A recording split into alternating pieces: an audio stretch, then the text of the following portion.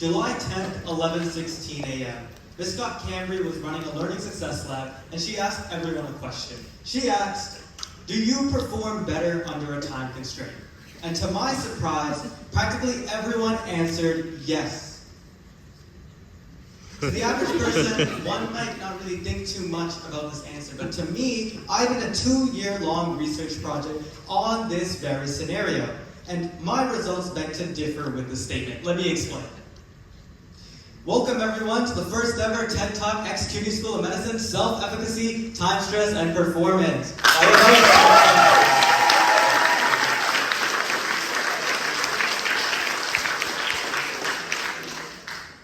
Take a look at this image. What do you see? You can shout it out.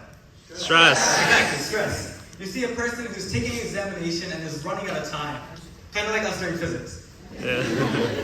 You see, this is time stress, the feeling of being rushed as a result of a time constraint. And to showcase just how common it is, let me ask you all a question. By a show of hands, who here has walked out of an exam hall and felt if only they had a little more time, they could have succeeded? You see, that's a lot of hands, and that showcases time stress. But what it doesn't showcase is the discrepancy. You see, some of you guys answered yes, you perform well under time stress. Actually, a majority. Performing something like this. Well, others said no, being honestly, and I can only assume you perform something like this under time stress.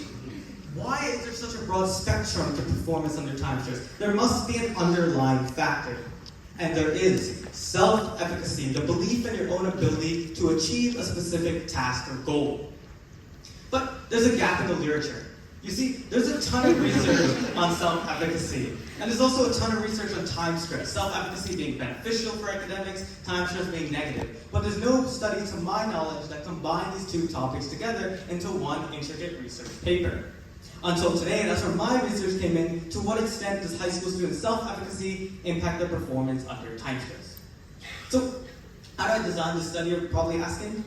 Well, there was a lot of steps, and I was actually able to gather 340 participants to take 2 examinations on their own time after class. Don't ask me how I did that. It's going to be a long conversation. I only have 4 minutes, but I'll just cut right to the chase. I sent out a scheduling form to all my participants, and then they come in on their designated day. On day 1, they take an assessment under time stress of 9 minutes, and on day 2, they take an assessment under no time stress. So I was able to get a ton of data from this. So I could have came up here and just put like 2 charts with so many random numbers, and you guys kind of just nod along as you have no idea what I'm saying. So that's exactly what I did. It's what I would say if I did do that, but I didn't do that. I get a nice little chart for you guys.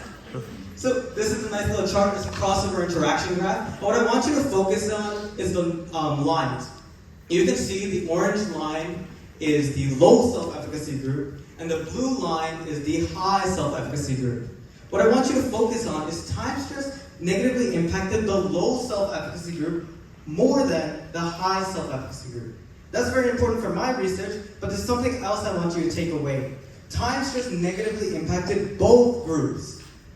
In fact, you can see there's no error bar overlap compared to the no time stress group on the left. Showcasing time stress is very bad for academics. So what does this all mean? To Ms. Scott Cambry's question, do you perform better under time stress? Well, a majority of you guys said yes. The correct answer is no. The facts show otherwise. You do not perform better under time stress. You might believe you do, and maybe you do if you have like more confidence than certain students, but you don't perform to your fullest potential.